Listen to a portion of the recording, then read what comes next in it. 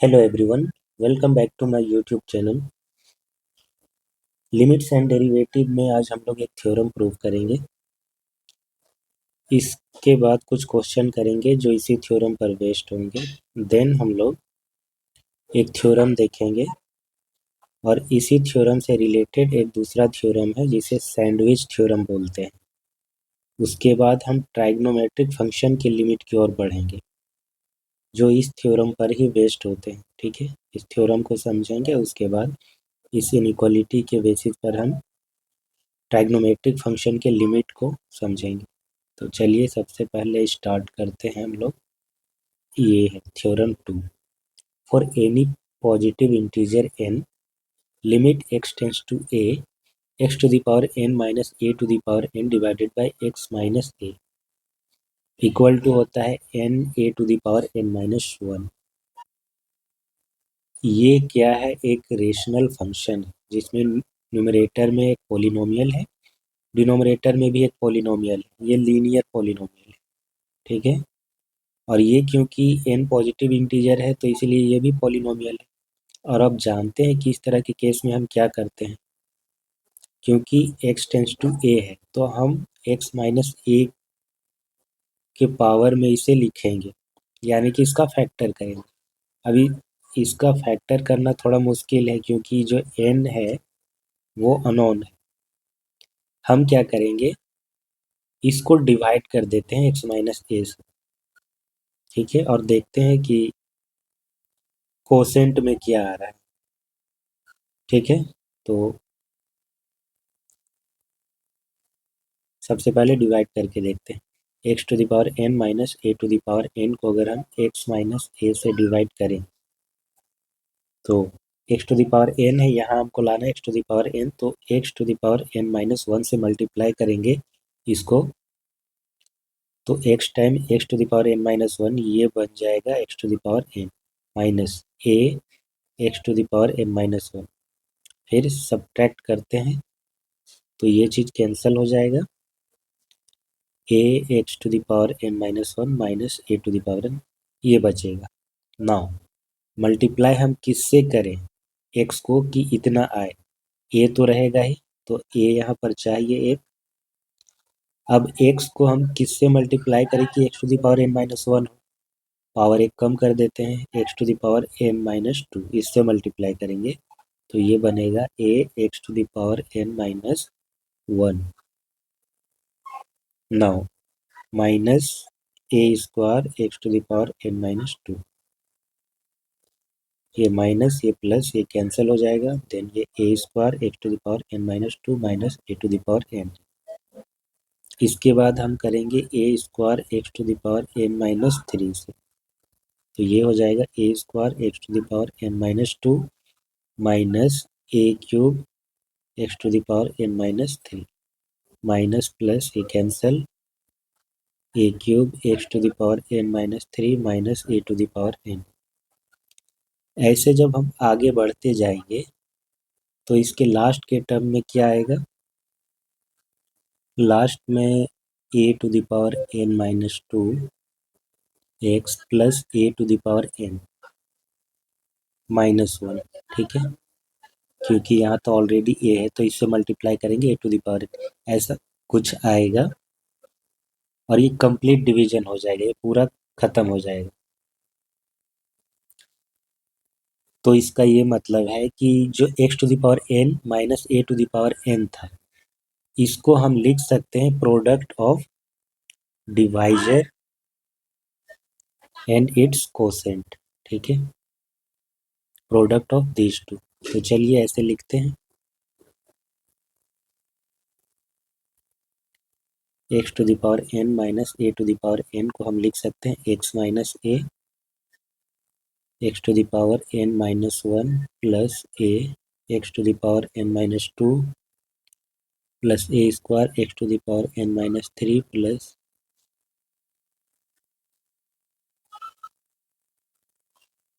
ऐसे हम इसको लिख सकते हैं। अब हमें जो निकालना है उस पर जाते हैं। Limit x tends to a x to the power n minus a to the power n upon x minus a।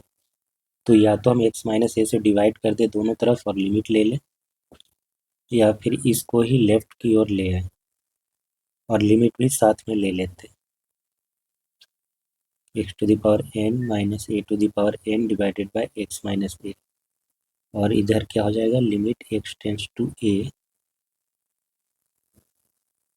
ये चीज एक पोलिनोमियल है ना, डिवाइड करने के बाद जो आएगा वो भी एक पोलिनोमियल ही आएगा।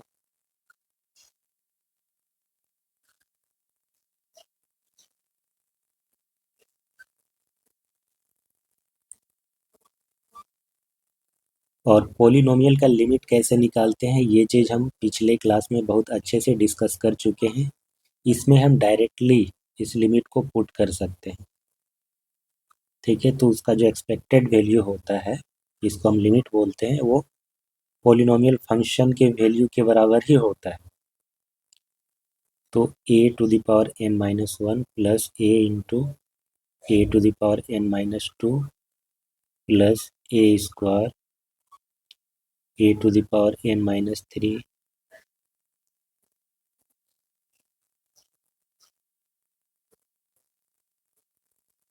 ए to the power N minus one plus A to the power N minus one plus A to the power N minus one plus A to the power N minus one plus A to the power N minus one.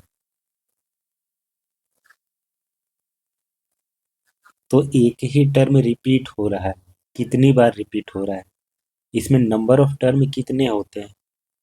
ये जो polynomial है ना, ये कितने degree का है,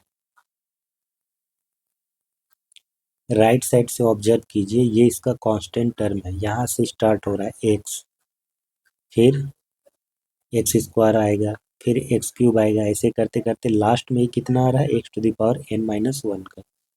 तो इस पोलिनोमियल का जो डिग्री है वो है एन माइनस वन, ठीक है। और जितना डिग्री होता है उससे एक ज़्यादा ही होता है नंबर ऑफ टर्म। तो अगर एन डिग्री का पोलिनोमियल है तो नंबर ऑफ टर्म होते हैं एन प्लस वन। ये है एन माइनस वन का, एन माइनस वन डिग्री का पोलिनोमियल, तो नंबर ऑफ टर्म होंगे एन, ठीक है। तो एन टाइम्स ये रिपीट कर रहा है, एन टाइम्स। अब एन टाइम्स एक ही चीज को अपने आप से जोड़ेंगे तो क्या आएगा, N times A to the power N minus one, यही इसका लिमिट है। Limit X tends to A X to the power N minus A to the power N divided by x minus A equal to क्या होगा, N A N minus one. तो ये एक formula है, इसे याद रखेंगे, इसे हम यूज करेंगे जस्ट अगले ही क्वेश्चन में। सो हमारे पास दो क्वेश्चन है, इवेलुएट करना है लिमिट। पहला इसमें X to the power 15 minus one. अब नीचे कुछ और है, ठीक है। फॉर्मूला में देखिए कि एक्स टेंस टू ए है और X to the power N minus A to the power N divided by X minus A. तो यहाँ वन पर लिमिट निकालना है, X to the power N, इसको एन ले सकते हैं, और ये माइनस ए की जगह पर वन। ये सही है बट नीचे गड़बड़ हो रहा है, तो इसमें हम क्या करेंगे, एक्स माइनस वन से डिवाइड करेंगे न्यूमरेटर और डिनोमिनेटर दोनों को ही, ठीक है। Limit x tends to one x to the power 15 minus one divided by x minus one, x to the power 10 minus one divided by x minus one. Numerator और denominator दोनों में ही हमने डिवाइड कर दिया एक्स माइनस वन से। और अब जानते हैं कि ये क्या है, ये एक कोसेंट फंक्शन, ठीक है। कोसेंट फंक्शन इसलिए बोल रहे हैं क्योंकि ये पोलिनोमियल नहीं, ये पूरा पोलिनोमियल होता तो हम इसको रेशनल फंक्शन बोलते हैं। खैर दोनों ही केस में लिमिट क्या होता है, न्यूमरेटर में भी जाता है डिनोमिनेटर में भी जाता है। So this can be written as limit x tends to one x to the power 15 minus 1 divided by x minus 1 upon limit x tends to 1 x to the power 10 minus 1 divided by x minus 1। और अभी हमने देखा कि इसका value क्या होता है, n कुछ भी हो, ठीक है। अगर इस तरह का एक्सप्रेशन है तो लिमिट होता है n a⁻n-1। अच्छा, हमने ये थ्योरम अभी प्रूव किया n जब इंटीजर होता है, ठीक है, पॉजिटिव इंटीजर। बट एक रिमार्क भी मैंने लिखा है, n कोई भी रेशनल नंबर हो तब भी ये ट्रू होता है, ठीक है। इस चीज़ को ध्यान में रखेंगे। कभी अगर एक्सप्रेशन मिल जाए कि पावर में आपको 3/2, 7/5 इस टाइप का अगर नंबर मिलता है तब भी ये चीज़ वैलिड है।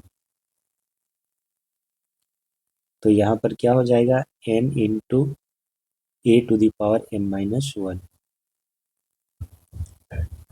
तो 15 हो जाएगा, और 1⁻15 डिवाइडेड बाय 10 इंटू 1⁻10-1, तो ये 15 डिवाइडेड बाय 10 होगा। 5 3 जा 15, 5 2 जा 10, सो 3/2 will be the answer. Question number 2 देखते हैं इसमें। अब ये क्वेश्चन थोड़ा डिफरेंट है, इसमें स्क्वायर रूट है, हमको ना वेरिएबल को ही चेंज करना पड़ेगा, तब जा करके क्वेश्चन बनेगा। यही चीज़ आपको सीखना है कि कब क्या सब्स्टिट्यूशन लगाएं, वेरिएबल को कैसे चेंज करें। तो इस एक्सप्रेशन को अभी हम चेंज करके इस एक्सप्रेशन में बदल देंगे। हालांकि यहाँ पर जो n आएगा वो एक रेशनल नंबर आएगा, ठीक है। तो चलिए करते हैं। तो स्क्वायर रूट के अंदर आप देख रहे हैं कि 1+x है, हम इस पूरे को एक वेरिएबल मान लेते हैं, डिफरेंट वेरिएबल, लेट से y, let 1+x equal to y। अगर 1+x इक्वल टू y है तो x इक्वल टू क्या हो जाएगा, y-1 हो जाएगा, यानी कि नीचे का जो वेरिएबल है वो चेंज हो जाएगा y-1 में, और ये चेंज हो जाएगा हमारा y में, ठीक है। नाउ लिमिट भी हमको चेंज करना होता है, जब भी आप वेरिएबल चेंज करते हैं तो लिमिट को भी हमेशा चेंज करेंगे। x टेंस टू 0 है, जब हमने 1+x को y ले लिया और x हमारा 0 की ओर बढ़ रहा है, x अगर टेंस टू 0 है तो फिर y क्या होगा, y 1 की ओर टेंड करेगा। y इक्वल टू हमने ले लिया है 1+x, अगर ये वाला x 0 की ओर बढ़ रहा है तो फिर बचेगा क्या, 1 बचेगा। ये धीरे धीरे घटेगा ना, अभी 1+x है, 1+x है, तो हम किधर से भी अप्रोच करें x को, आइदर लेफ्ट और राइट से, ठीक है। दोनों ही केस में y टेंड करेगा 1 की ओर। when x tends to 0 y tends to 1, ठीक है। अब हमारा एक्सप्रेशन बदल जाएगा, limit x tends to 0 1+x-1 divided by x, ये बदल जाएगा किस में, limit y tends to 1 square root of y-1 divided by y-1। अब y पे पावर हो जाएगा 1/2 -1 डिवाइडेड बाय y-1। सो अभी हमने कहा था रेशनल नंबर के लिए भी ये ट्रू होता है, तो यहाँ पर n का वैल्यू है 1/2। तो अब इसका लिमिट क्या होता है, n इंटू a⁻n-1, a का वैल्यू है 1, जो लिमिट होता है हमारा, जिस पर लिमिट चेक करना होता है। तो 1/2, ये हमारा क्या है 1, तो इस पे पावर 1/2 -1, 1/2 हो जाएगा इसका लिमिट। अब हम आते हैं limit of trigonometric function. So trigonometric function का लिमिट कैसे निकालेंगे, ये चीज़ समझने के लिए पहले हमको कुछ थ्योरम को जानना पड़ेगा, उसको समझना पड़ेगा। सो ये थ्योरम बेस्ड है इनइक्वालिटी पर। यहाँ पर दो फंक्शन दिया गया है, let f and g be two real valued function with the same domain, इनका domain same, such that f of x less than और इक्वल टू जी एक्स। जो फंक्शन f है ना, उसका वैल्यू अपने डोमेन के किसी भी पॉइंट पर उसका वैल्यू हमेशा जी एक्स से छोटा या उसके बराबर रहेगा, उसको एक्सीड नहीं करेगा। इक्वालिटी लगा हुआ है, मतलब मैक्सिमम ये जी एक्स के बराबर हो जाएगा, दोनों फंक्शन इक्वल हो सकते हैं किसी पॉइंट पर, but f x g x को कभी भी एक्सीड नहीं करेगा, उससे नीचे ही रहेगा। ठीक है, फंक्शन का जो वैल्यू होता है वो एक्स के किसी पॉइंट पर उस हाइट को ही दिखाता है, इसीलिए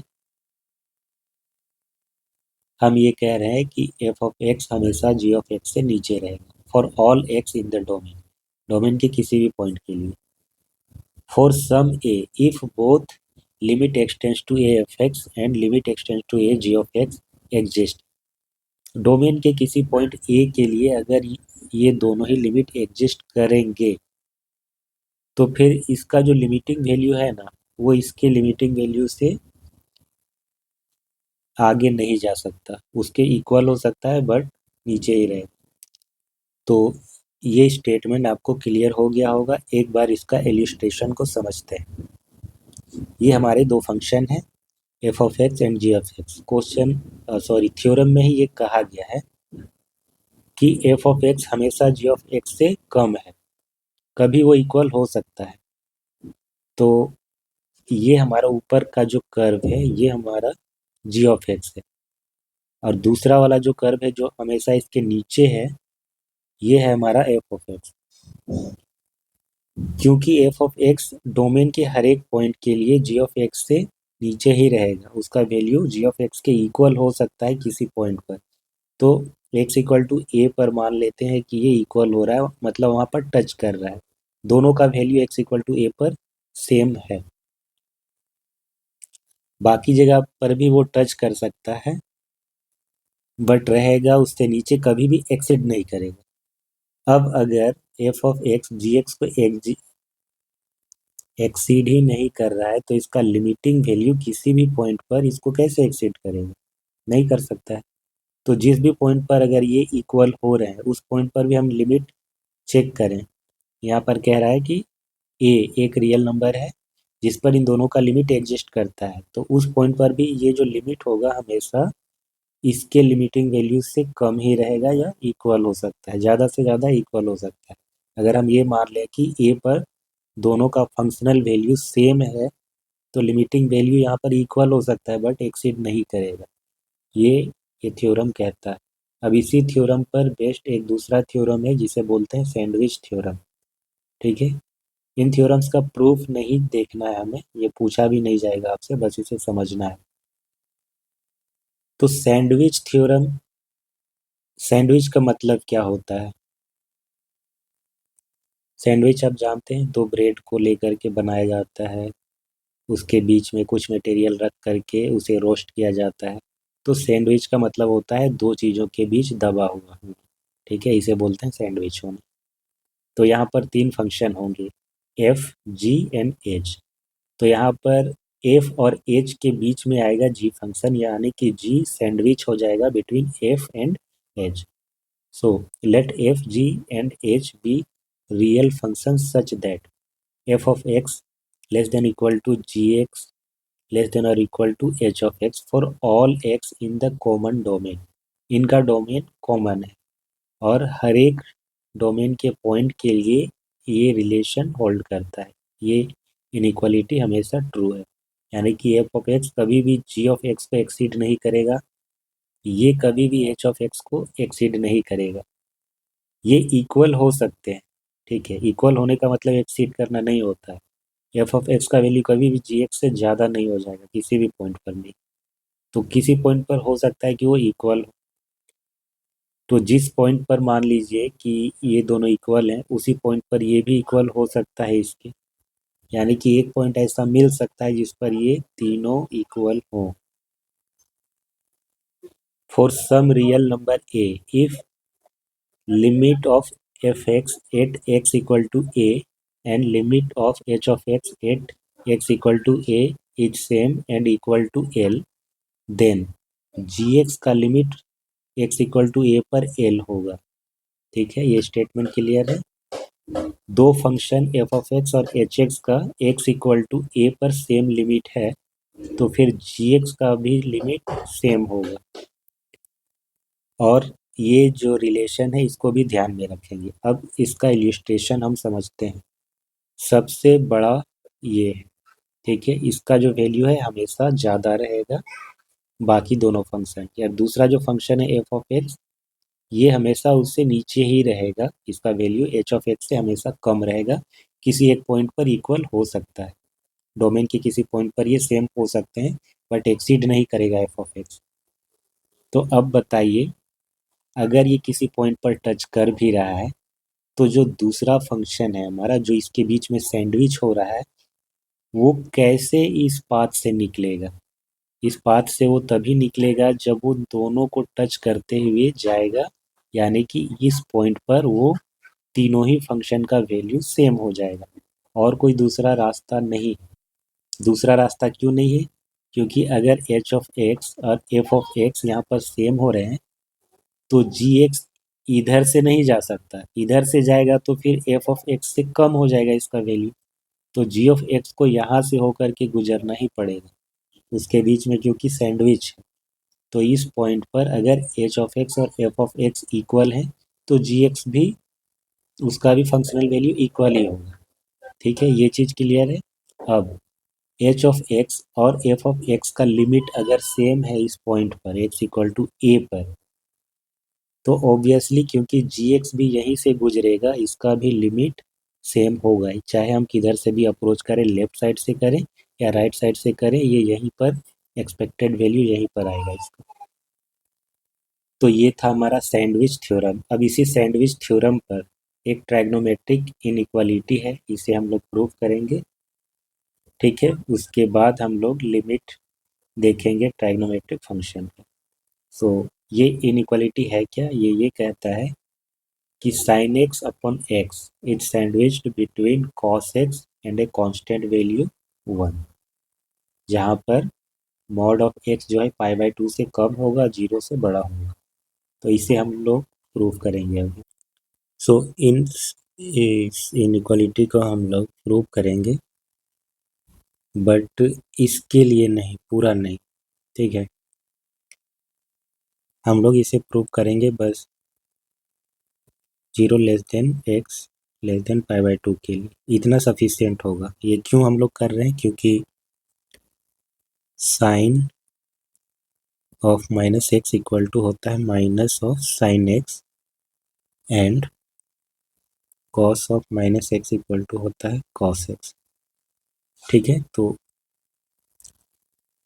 इतना सफिशियंट होगा कि बस हम लोग 0 less then x less than pi by 2 के लिए इसे प्रूव करें। अब इसे प्रूव करने के लिए हमें एक यूनिट सर्कल की ज़रूरत पड़ेगी। तो एक यूनिट सर्कल लेते हैं।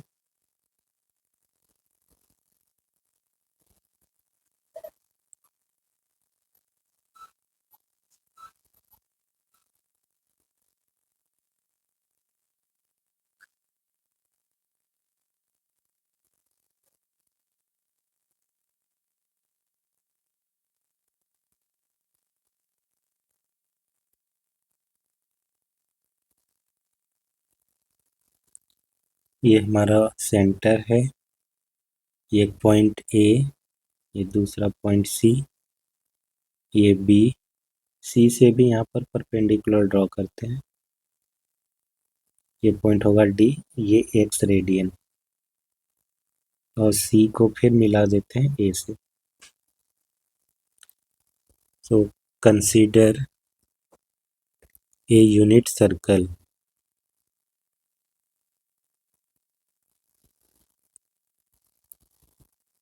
with center O such that angle AOC equal to x radian. ठीक है, एक्स रेडियन है और ये एक्यूट एंगल है। इसका मतलब है कि ये 0 से तो बड़ा होगा, बट पाई बाई 2 से छोटा होगा। बी ए और सी डी परपेंडिकुलर है, B A and C D are perpendicular किस पे? ओ ए पर। ए सी को हम ज्वाइन कर देंगे, ज्वाइन ए सी। अब हम एक इनइक्वालिटी यहाँ पर बनाते हैं एरिया को लेकर के। देखिए, ट्रायंगल ओ ए सी, इसका एरिया सेक्टर ओ ए सी के एरिया से कम होगा, और फिर इस सेक्टर का जो एरिया होगा इस बड़े वाले ट्रायंगल के एरिया से कम होगा। समझ गए? सो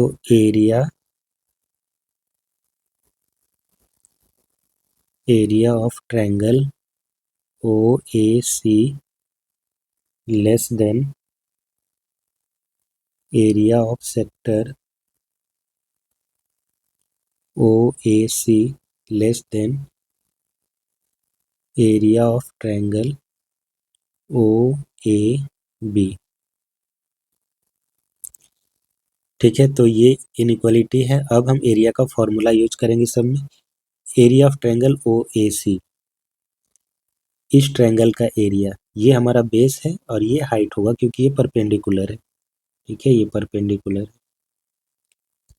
तो ये हो जाएगा 1/2 O A into C D less than area of sector O A C. ये क्या होता है? हमारा एंगल दिया गया है, तो पूरा सर्कल का जो एरिया होता है वो होता है पाई आर स्क्वायर। अगर आपको किसी सेक्टर का जिसका एंगल आपको पता है उसका एरिया निकालना है, मान लीजिए कि थीटा एंगल है, तो थीटा डिवाइडेड बाय 360 डिग्री ये चीज़ करते हैं। तो यहाँ पर रेडियन में दिया गया है, तो हम थीटा अपॉन 360 ना लिख करके एक्स अपॉन 2 पाई लेंगे, pi are square into X upon 2 pi. और यहाँ पर आर स्क्वायर यानी कि जो रेडियस है वो ओ ए ले सकते हैं या फिर ओ सी लिख सकते हैं। ठीक है, तो area of sector O A C क्या हो जाएगा? X upon 2 pi into pi are square, यानी कि पाई और आर में हम ले लेते हैं ओ ए का square less than area of triangle O A B.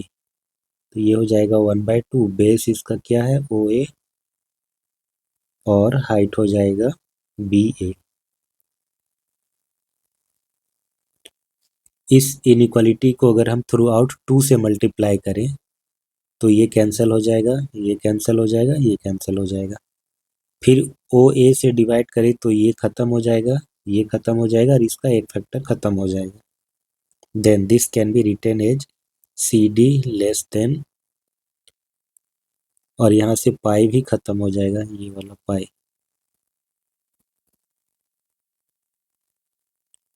तो बचेगा क्या?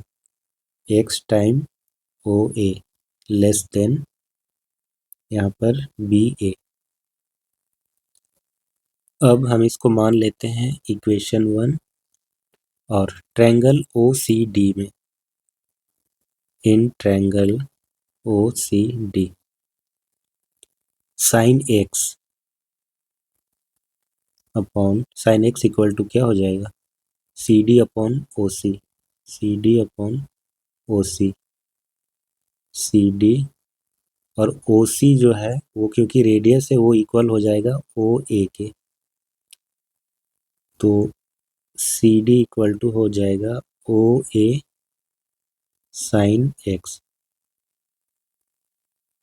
ठीक है, हम ओ ए के रिस्पेक्ट में इसलिए लिख रहे हैं ताकि हम इसको हटा सकें, इस चीज़ का ध्यान में रखेंगे। नाउ बड़े वाले ट्रायंगल में है हमारा बी ए, तो बी ए के रिस्पेक्ट में एक रिलेशन चाहिए, लेकिन हमको ओ ए भी चाहिए साथ में रखना।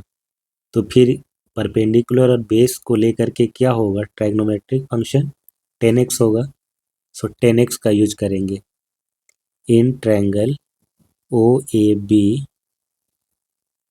10x इक्वल टू ये हो जाएगा ए बी अपॉन ओ ए।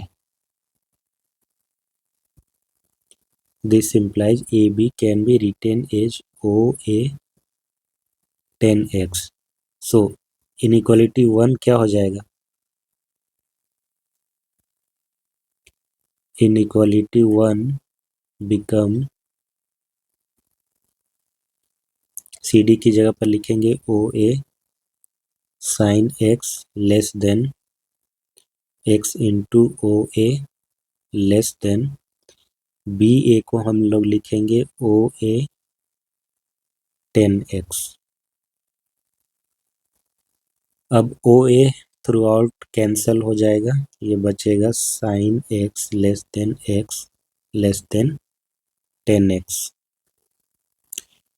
अब जो हमारा इंटरवल है इन